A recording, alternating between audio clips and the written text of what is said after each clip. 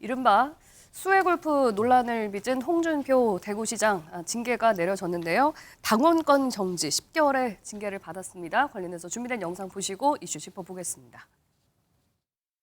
수해로 상처 입은 국민과 당원 동지 여러분들에게 심려를 끼쳐 드린 점에 대해서 다시 한번 사과 말씀 드립니다.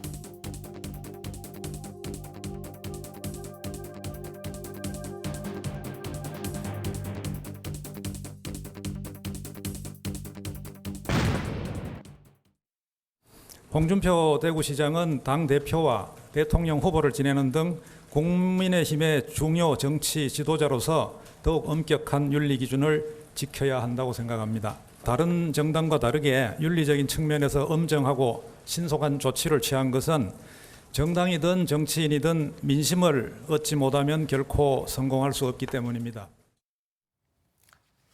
예, 홍준표 대구시장에 대해서 국민의힘 윤리위가 당원권 정지 10개월의 중징계 조치를 내렸습니다.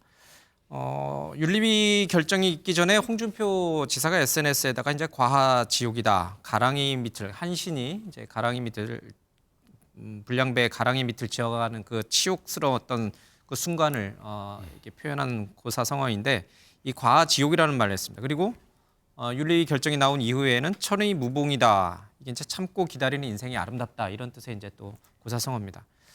아마 이 학생들 시험 한자 고사성어 시험 나오면 두 단어는 같은 뜻일까요? 다른 뜻일까요? 이렇게 물으면은 이걸 맞출 수 있는 학생이 몇 명이나 될지 모르겠습니다만은 제가 만약에 수험생이라면 저는 두 개의 단어는 같은 뜻이다. 저는 이렇게 표를 칠 것 같습니다. 맞나요? 같은 말이죠? 뭐 저도 뭐 한문에 조회가 없어서 다만 제가 평소에 관찰했던 홍준표 검사, 홍준표 의원, 홍준표 지사는 저런 책을 많이 보더라고요. 한문 책을 많이 봐. 저도 많이 목격해서 그다음에 뭐 전략, 전술 이런 책을 많이 봐요. 그리고 삼국지를 많이 삼국지 아니 제가 봤을 때는 무슨 수호지. 아니 삼국지에서 뛰어넘은 것 같고 대학 시절에 저런 걸 책을 좋아해요. 그리고 앉아서 바둑 두는 거 하고 책 읽고 이렇게 무슨 사자성어 이런데 그게 능해. 골프는 언제 쳐요? 그런 것도 책 보는 것도. 골프는 이제 자기 저 사모님하고 많이 치니까 저도 아는데 어찌됐건 저런데 능한 분인데 이번에 참 된통 당한 거예요. 어떻게 보면 너무 자신감 있게 자신의 뭐랄까 참 뭐랄까 하죠. 자기 하고 싶은 대로 하고 말하다가 이번에 된통 정치로 당했고 아차 싶었을 거예요. 된통 당했지만 두 고사성을 들어보면 이 굴욕과 이걸 내가 지금 참겠다. 3년만 참자예요. 3년 후에는 자기가 뭐 대통령 나오겠다 이런 취지일 텐데 이 과정에서 손해본 게 꽤 많죠. 예를 들어서 좀 너무 옹고집이라든지 자기 주장을 하나도 안 굽히지 않는구나 하는 그런 느낌. 네. 그리고 또 뭐랄까 흔히 하는 말로 좀 꼰대 같은 느낌을 준 것 아니냐 이런 거는 홍준표 시장이 아마 정치를 이번에 좀 손해는 좀 저는 봤다고 스스로 인정해야 될 것 같아요. 보통의 분들은 이런 중징계 조치가 나오면 뭐 전폭적으로 수용을 한다. 그러면서 좀 자숙하면서 내가 앞으로 주의하겠다. 이렇게 반응을 하거나 아니면 아주 격하게 반발을 하면서 이건 나 인정하지 못한다. 이렇게 나올 둘 중에 하나의 모습을 보았는데 지금 홍 지사의 얘기를 들어보면은 굉장히 굴욕적이고 모욕적이지만은 내가 지금은 참겠다. 나중을 위해서 참겠다. 그런 느낌이 막 들어요. 이러면은 이 국민의힘 윤리위 지도부는 어떤 생각을 할까요? 홍준표 지사는 아까 앞서서도 얘기 방송에 나왔지만 본인 스스로가 대선 후보를 지내신 분이죠. 그리고 어떻게 보면은 지금 국민의힘 내에서 야당 역할을 하시는 분 중에 한 분이거든요. 그런데 이분이 징계를 받으면은 이준석 전 대표도 징계받았죠. 홍준표 지금 지사도 징계를 받았죠. 또 지난 전당대회에서 소위 말해서 전직 당대표를 지냈던 분들도 당내에서 소위 말해서 안철수 전 대표도 사실은 당내에서 몰려가지고 출마도 못하는 그런 상황이 있었고 그다음에 나경원 전 대표도 마찬가지고요. 자, 이렇게 소위 말해서 비주류들이 당내에서 징계를 당하고 물론 이유는 다 있습니다. 그다음에 소위 여론몰이를 당하는 이런 일들이 많아지다 보니까 홍준표 시장이 좀 이런 부분들을 그냥 그렇게 좀 피해가는 듯한 느낌을 줬어요. 그래서 뭐 어차피 자기 3년 큰 정치 인생에 있어서 이거 뭐 아무것도 아니다. 참고 지나가면 또 나의 길에서 이거는 뭐 결국은 나에게 큰 피해를 못 준다. 이런 자신감이 있는 것 같은데 네. 근데 저는 홍 지사가 이제까지 과거에 소위 설화를 많이 겪었을 때 이거를 갖다가 때로는 유연하게 때로는 고집 부리면서 잘 피해갔었거든요. 근데 그게 대부분 말 실수일 경우에는 오래 안 갔어요. 근데 말 실수가 아니라 정책이나 또는 개인적인 문제일 경우에는 이게 꽤 오래 가거든요. 예를 들어 경남도지사 시절에 진주의료원 그거 했을 때 이 논란은 굉장히 오래 갔습니다. 그런데 지금 이번에 그 수해 때 골프 친 거 사실 홍준표 지사가 설화를 일으킨 적은 있어도 개인적인 물의를 일으킨 적은 별로 없거든요. 근데 이번엔 개인적인 물의를 일으켰는데 이런 식으로 얼렁뚱땅 좀 나 지금 소위 정치 탄압 당하고 있어. 대통령한테 찍혀서 탄압 당하는 거야. 네. 내가 실수한 거에 비해서 정직 10개월은 좀 너무한 거야. 이거를 부드럽게 피해가기 위해서 이런 고사성어로 포장한 거 아니냐. 그런데 사실은 이거 굉장히 홍 지사가 큰 실수한 거로 좀 봐요. 왜냐하면 아까도 말씀드렸지만 그냥 말실수가 아니다. 이거는 국민들이 수해 참사로 굉장히 가슴 졸이고 있을 때 예. 좀 부적절한 행동을 한 거고 바로 사과했으면 아무 문제가 안 될 거를 갖다가 버티면서 소위 나는 급이 이 정도인데 이것이 국민들에게는 오히려 이 말들이 지금 그런 부분들을 되새기게 만들기 때문에 홍 지사에 대한 어떤 신뢰 이런 부분들이 분명히 마이너스 효과가 좀 있다고 봅니다. 근데 박창환 교수께서 뭐 예를 들었던 그 이준석 전 대표라든지 소위 말하는 비주류들 예를 들으셨잖아요. 이제 홍 지사와 같은 동병상련일 수도 있다는 그런 맥락이신데 그러면 홍 지사 전 입장에서는 당원권 10개월 정지라고 하는 중징계는 내가 수해 때 골프를 쳐서가 아니라 내가 비주류기 때문에 내가 친윤계가 아니기 때문에 이 윤리위가 나한테 이런 중징계를 줬구나. 지금 속마음은 이렇다는 거예요? 그럴 가능성도 일부 있어요. 왜냐하면 우리가 예. 뭘 단위를 매길 때 주로 6, 10이 이렇게 반년 아니면 1년 이렇게 하는데 10개월이라는 건 좀 애매하잖아요. 북한은 50으로 끝나요. 북한은 그러니까 어쨌든 단위가 이제 뭐 그렇게 하는데 이제 우리는 뭐 1년 12달을 하다 보니까 예. 이제 6, 12로 대부분 하는데 근데 그러니까 10개월이란 말이죠. 그 제가 지난주 이 방송에서 할 때 예측할 때 아마 중징계인데 개월수로 좀 봐야 할 것이라고 얘기했는데 10개월이나 나왔어요. 근데 이건 뭐냐면 총선 직후 다음 달까지잖아요. 5월까지. 내년 5월까지. 5월까지. 그러니까 그때까지 당신, 그러니까 홍 시장 당신은 조금 말하자면 자중하고 있으라는 뜻으로 저는 해석을 해요. 그런데 홍 시장도 그걸 알았는지 뭐 발언권은 정지되지 않았지만 나에겐 3년이라는 시간이 있다 이렇게 얘기를 했는데 3년은 뭐냐면 임기도 3년 남았지만 이 생각을 하는 것 같아요. 총선 지나고 나면 뭐 김기현 대표라든가 많은 분들의 정치적 운명을 예상할 수 없지만 나는 확실하게 3년이 보장돼 있는 사람이고 3년 이후에 대선이라는 시간도 있다. 그러니까 나는 참고 기다리겠다. 그리고 아까 앵커께서 천이무봉이 참고 기다리는 인생이 아름답다 그렇게 말씀하셨는데 이건 나중에 의역된 거고 이 원뜻은 뭐냐면은 예. 하늘 선녀의 옷에는 바느질한 흔적이 없다는 거거든요. 말하자면 당신들이 나에게 징계를 줘도 나는 흔적이 없을 거라는 거예요. 그러니까 이게 나는 말하자면 이게 어떤 자기의 어떤 과오로 기록되지 않을 거란 얘기죠. 이런 자신감이 묻어 있는 글이에요. 그래서 저는 이렇게 볼 때 이제 홍 시장이 어쨌든 톤 다운 할 것 같습니다. 예. 내년 10월까지, 내년 5월 총선까지 톤 다운을 하겠지만 그러면서 또 하나의 이유는 있겠죠. 이러면서 홍 시장이 조금 TK 쪽에 대한 어떤 자신의 어떤 영향력을 조금 더 축소시키려는 그런 의도도 아주 없진 않아 보이지만 네. 저 중요한 건 이제 어쨌든 당의 자산이고 당의 어른인 홍준표 시장이 저렇게 10개월 정도는 이제 앞으로 조금 이제 인고의 시간을 가질 텐데 저 부분이 저는 그래도 그나마 다행인 것은 나중에 또 그 본인이 대선 가돼서도 평가받겠지만 저렇게 당의 대선 후보를 지내고 전직 당대표를 지낸 자산을 말하자면 제명이라든가 아주 이렇게 중징계로 갔을 경우에는 저는 이거는 사실 국민의힘이 좀 감당치 못할 일이 있을 수 있어서 어느 정도는 그래도 합의된 선을 유지하진 않아 그렇게 저는 생각합니다. 네, 한민수 대변인님께서 보시기에 이제 홍준표 시장의 이 징계 다른 의원들에 비해서는 좀 과하다라는 평가도 있고 또 한편으로는 같은 사안으로 또 제명을 당한 홍문표 전 의원 같은 경우에는 홍문종 전 의원 같은 경우에는 비교했을 때 좀 약하다 이런 평가들도 나오거든요. 10개월의 당원권 정지 이 징계 수위는 어떻게 평가하세요? 총선 때까지 아무 말도 하지 말라는 얘기입니다. 아무 손발을 묶어놓은 건데요. 말은 할 수 있다라고 아까. 말은 하겠지만 이제 손발을 발언권은 묶었습니다. 정지되지 않았다 이런. 네. 네. 이거 조금만 저는 이제 약간 다른 시각으로 보는 게 뭐냐면 친윤 이른바 주류 세력이 이번에 이제 제대로 아까 우리 신현이 말씀 때 걸려들었어요. 그동안은 걸리지 않았었는데 벼르고 있었는데. 벼르죠. 그리고 해촉도 시켰고 말도 못하게 하려고 상임 했는데 고문에서 해촉. 계속 있었단 말이죠. 유승민 전 원내대표가 경기도지사 갔을 때 그 용인을 못한 겁니다. 그래서 김은혜 수석을 자객 공천을 해서 떨어뜨립니다. 홍준표 시장은 못 잡았어요. 대구로 갔는데 네. 두 분 다 지역으로 가서 이제 세력을 넓히려고 간 겁니다. 예. 홍준표 시장이 왜 대구를 택했습니까? 택한 이유는 이제 윤석열 대통령한테는 미안한 얘기입니다만 정말 당내 기반이 전혀 없는 뭐 이렇게 그런 떠돌이 같은 분을 그냥 당에서 왔어요. 홍준표 시장 입장에서는 대선 경선 져버린 겁니다.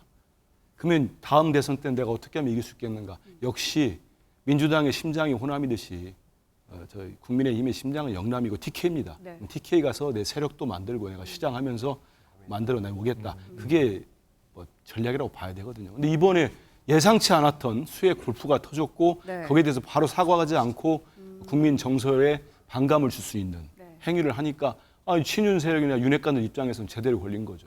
그러다 보니까 윤리위에서 탈당 권고까지 나왔는데 네. 그렇게까지 가면은 정말 너무 커질 것 같으니까 이제 10개월로 정확히 10개월 한번 보십시오. 너무 티나지 않아요? 총선 이후까지 총선 때까지 자기 세력을 구축하거나 아무것도 하지 말라는 겁니다. 네. 하면은 제가 볼 땐 추가 징계할 겁니다. 이준석 전 대표 하듯이.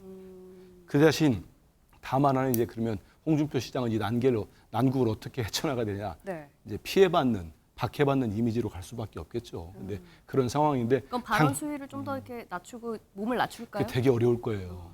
여차하면은 더 징계 줄 수도 있기 때문에 예. 그게 되게 어려울 텐데 홍 시장이 워낙에 정치적으로 셈이 빠르신 분이니까 네. 앞으로 잘 헤쳐나가실 거라고 보지만 지금 입장은 상당히 공경해졌다. 본래 본인이 목적을 하고 대구까지 간 그런 의도를 네. 충족시키기에는 10개월이라는 징계가 상당히 족쇄가 되지 않겠나. 상대당인데도 굉장히 예리하게 지금 분석을 하고 궁금한데 계시는데요. 민주당 입장에서는 차기 국민의힘의 유력한 대선 주자 중에 한 분이 홍 시장이 이번에 상처를 많이 입는 게 좋아요? 아니면 살아남으셔서 다음에 민주당의 상대자로 떠오르시는 게 좋아요? 어느 쪽이 좋아요? 이거는 갑작스럽게 질문을 받았습니다마는 예. 저희 민주당은 민생과 경제를 챙기면서 뚜벅뚜벅 국민의 마음을 얻어나가는 거죠. 아니 왜 답이 그렇게 아니 나오니? 그렇지 않습니다. 이건 정말로 진정성 있게 상대가 홍준표가 됐던 무슨 누가 나왔든 상관없다? 사람이 뭐가 중요하겠습니까? 민심을 얻는 데 있어서.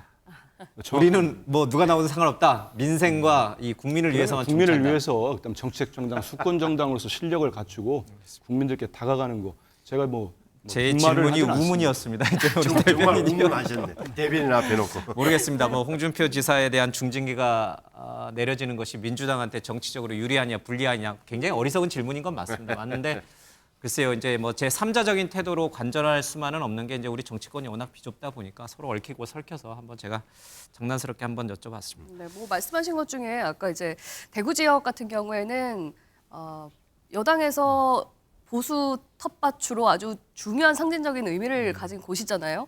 만약에 이곳에서 내년 총선 때 영향력을 미칠 수 없다라는 게 이제 홍준표 시장 입장에서는 앞으로 뭐 지금 징계를 당하더라도 묵묵히 대선까지는 갈 길 가겠다라는 입장으로 지금까지는 해석이 되는데 아니, 흔히들 이 그러니까 가도가 좀 힘들어지는 거 아닌가요? 아니, 총선 앞두고 흔히들 홍준표 시장의 영향력이라는 표현을 많이 쓰는데 네. 자 현실 영향이 뭐겠어요? 공천 과정에서 자 홍준표 시장이 야 김 대표님 우리 쪽에 이렇게 이런 분들 해주세요.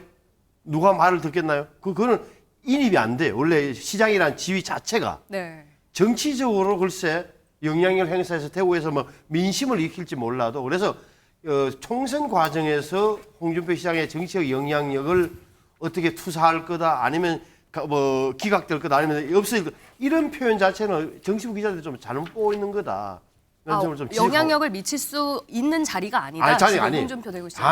다만 이제 계속적으로 홍준표 지사의 인기가 올라가면 대구 시내에서 예. 인기가 올라가면 홍 지사의 도움을 필요로 하거나 엔도스 그러니까 어떻게 보면 뭐 친한 것처럼 보이고 밀어주는 식으로 이렇게 하는 게 도움이 될지 몰라도 나머지는 도움이 안 되는 거예요. 그래서 이 총선과 관련해서 홍준표 시장의 정치적 영향 운운한 것은 저는 약간 조금은 사실과 부합하지 않는 그런 기사 내지는 분석이라고 봐요. 그러면은 지금 나오고 있는 해석들 그러니까 당원권 정지 10개월 이 애매한 숫자가 나온 게 내년 총선까지 손발을 묶으려는 아니, 그런 의도다 예, 예, 이렇게는 보지 않으시는 TK 거예요? 지역에서 그렇다는 거고 네. 정확하게 말하면 뭐 그런 좀 제발 좀 조용히 있어줬으면 좋겠다는 당심 내지는 당원들의 요구가 윤리위를 통해서 표출된 건 분명한 거예요. 너무 좀 발언 강하게 하지 말고 네. 당 전체도 생각하면서 가만히 계십시오 하는 건 분명한 거예요. 혹시 이번 홍준표 지사, 그러니까 차기 유력한 대권 주자인 홍 시장에 대해서도 이렇게 중징계를 내리는 이 사안을 놓고 내년 총선에서 이 주류인 친윤계에서 공천권을 어떻게 배분할지를 미리 예측해 볼 수 있는 잣대로 해석할 수도 있나요? 그러니까 쉽게 말하면 봐라. 원래 이제 공천을 앞두고 차기 유력 주자들에게 어느 정도의 뭐 지분 비슷하게 좀 주죠. 공천권 같은 거 행사할 때.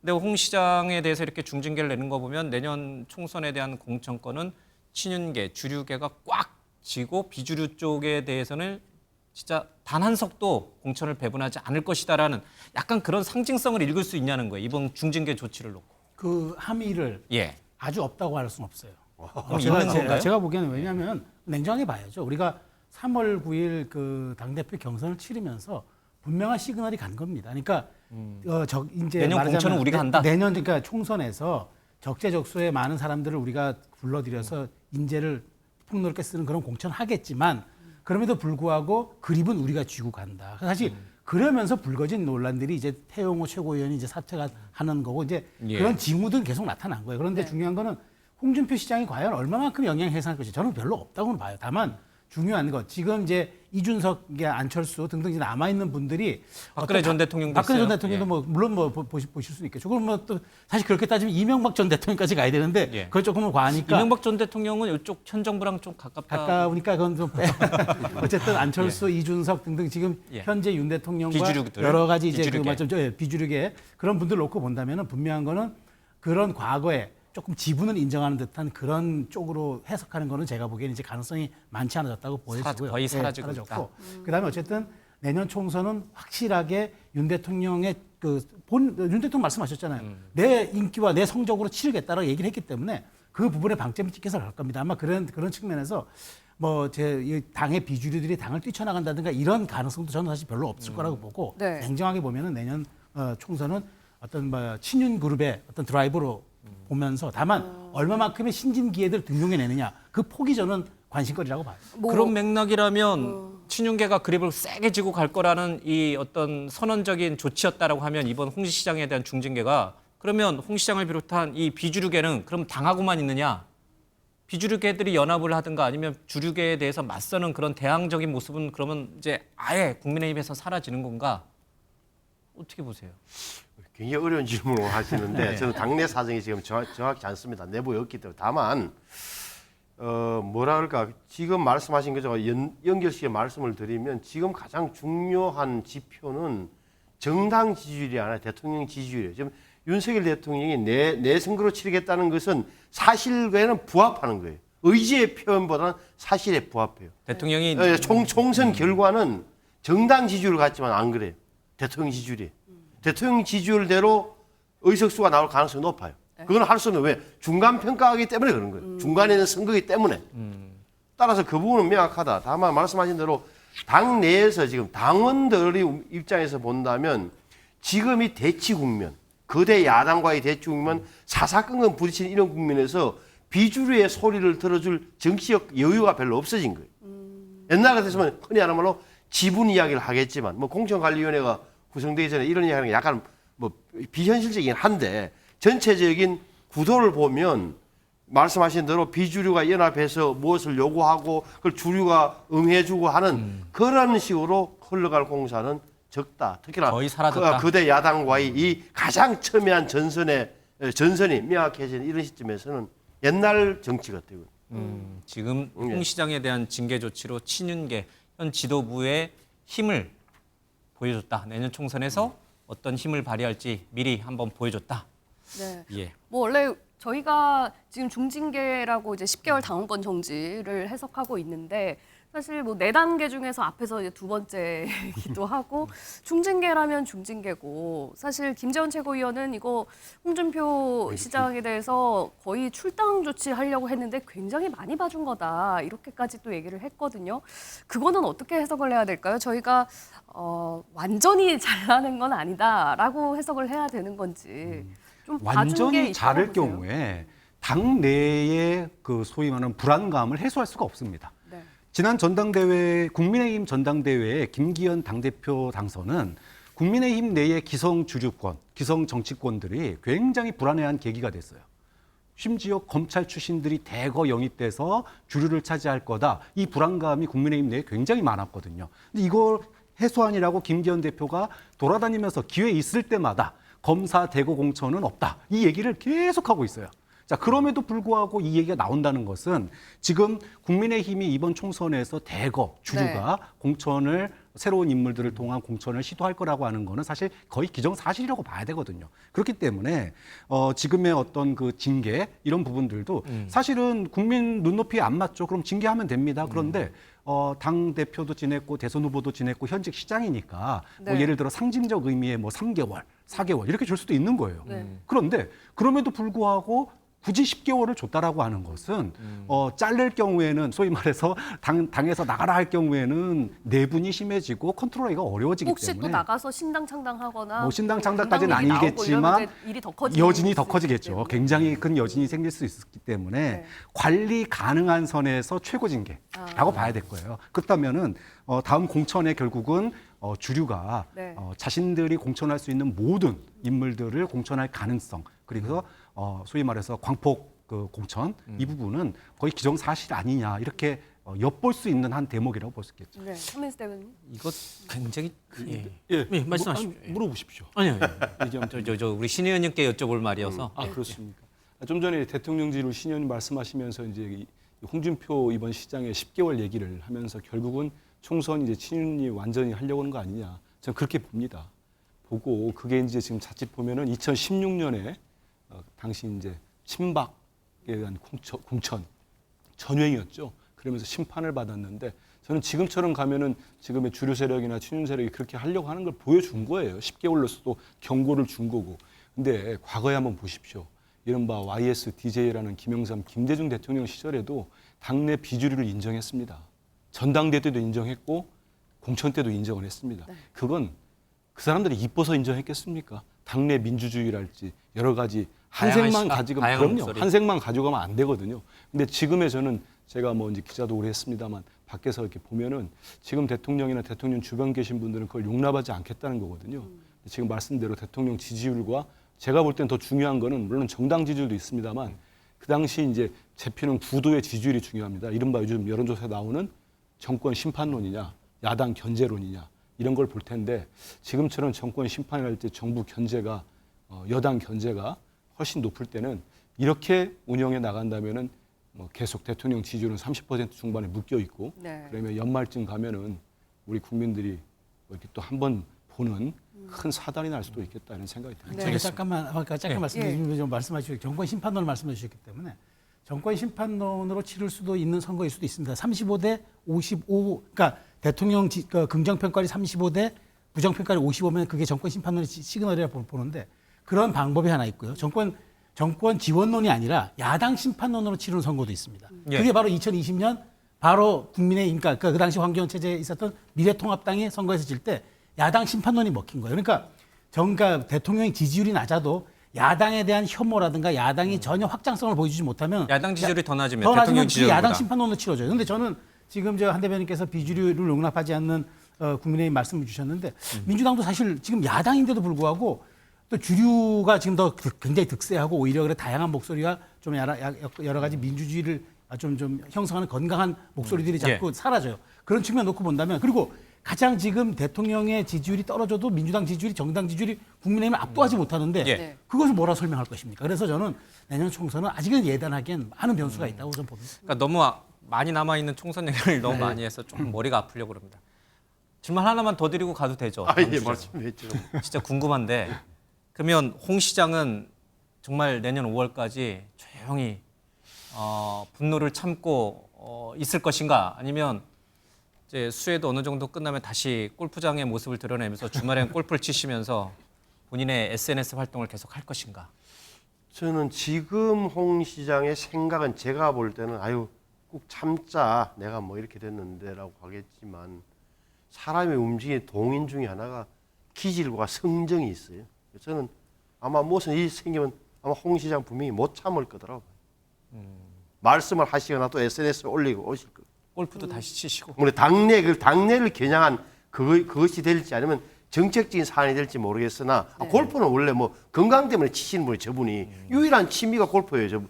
주로 사모님하고 많이 치고 제가 알고 있기로는 부하직도 데려가 치고 저게 좀 당뇨가 있으신 걸로 알려져 있거든요. 그러니까 걷는 방법이 없으시죠. 네. 저녁도 안 먹는 사람이 바깥에 저녁 안 먹고 관제 가서 먹는다고 제가 들었어요.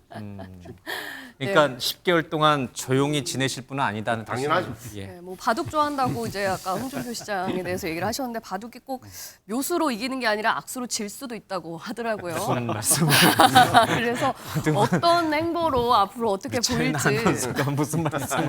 예, 좀 지켜봐야 될 것 같고요. 다음 이슈로 넘어가 보도록 하겠습니다.